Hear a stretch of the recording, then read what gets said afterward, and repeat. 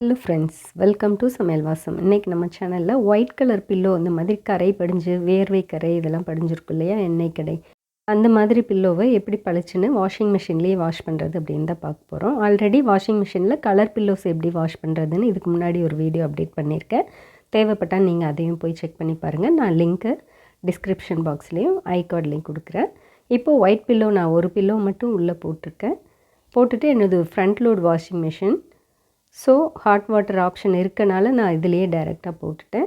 நான் இப்போ detergent கம்பார்ட்மெண்ட்டை open பண்ணிவிட்டு ஆழை எடுத்துருக்கேங்க. ஆழை வந்து ஒரு பில்லோ மட்டும்தான் அப்படிங்கிறனால நான் 1 டேபிள் ஸ்பூன் அளவுக்கு சேர்த்துக்கிட்டேன். நீங்கள் 2 பில்லோ போடுறதுனாலும் போடலாம். சின்ன பில்லோவாக இருந்தால் 2 பில்லோ போடுங்க. ரொம்ப பெருசாக இருந்தால் ஒன்றா வாஷ் பண்ணுறது தான் ஒயிட்டுக்கு பெஸ்ட்டாக இருக்கும். அதே போல் இன்னும் கொஞ்சம் வாஷிங் லிக்விட் எதுவாக இருந்தாலும் சேர்த்துக்கோங்க, அல்லது வாஷிங் பவுடர் வேணாலும் நீங்கள் சேர்த்துக்கலாம். ஆளாவும் வாஷிங்க்கு யூஸ் பண்ணுற லிக்விடும் சேர்த்துருக்கேன். இப்போ மெஷின் ஆன் பண்ணிடலாம். நான் டெலிகேட்ஸ் ஆர் சில்க் மோடில் தான் வச்சுருக்கேன். 30 டிகிரி ஹாட் வாட்டரில் 38 மினிட்ஸ் வாஷ் ஆகும்னு காமிச்சிருக்கேன்.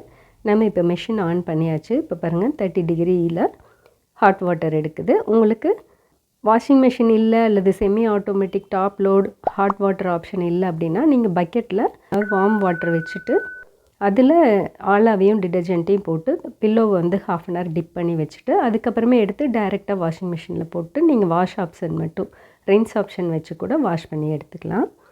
பாருங்கள், இப்போ வாட்டர் எடுத்துகிட்டு பில்லோ வந்து நனையிற அளவுக்கு வாட்டர் எடுத்துக்கலாம். அதாவது ஒரு 2 நிமிஷம் விட்டோம்னா பில்லோ ஃபுல்லாக நனையிற அளவுக்கு வாட்டர் எடுத்து டிடர்ஜென்ட்டும் சேர்த்து நல்லா மிக்ஸ் ஆகிடும். அதுக்கப்புறமே நம்ம ஊற வச்சோம்னா இதில் இருக்க கரை அழுக்கு எல்லாமே போயிடும் க்ளீனாக. இப்போ 2 மினிட்ஸ் ஆயிடுச்சு. நல்லா தண்ணி எடுத்து நுரை வர ஆரம்பிச்சிச்சு. பாருங்கள், 36 மினிட்ஸ் ரிமைனிங் இருக்குது. இதை திரும்பவும் பாஸ் பட்டன் ப்ரெஸ் பண்ணி நம்ம 1/2 அன் ஹவர் ஊற வச்சுட்டு அதுக்கப்புறமே வாஷ் பண்ணலாம். இப்போது 1/2 அன் ஹவர் ஆயிடுச்சு. நான் திரும்பவும் ஆன் பண்ணிவிட்டு வைக்கிறேன். திரும்பவும் பாஸ் பட்டன் அழுத்தினீங்க, ஸ்டார்ட் பட்டன் அழுத்தினீங்கன்னா ஆட்டோமேட்டிக்காக ஓட ஆரம்பிச்சிடும்.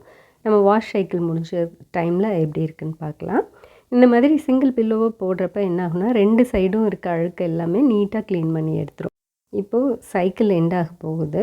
வாஷ் பண்ணி முடிச்சிருச்சு. நான் உங்களுக்கு காட்டுறேன் எப்படி வாஷ் ஆகிருக்குன்னு பாருங்கள்.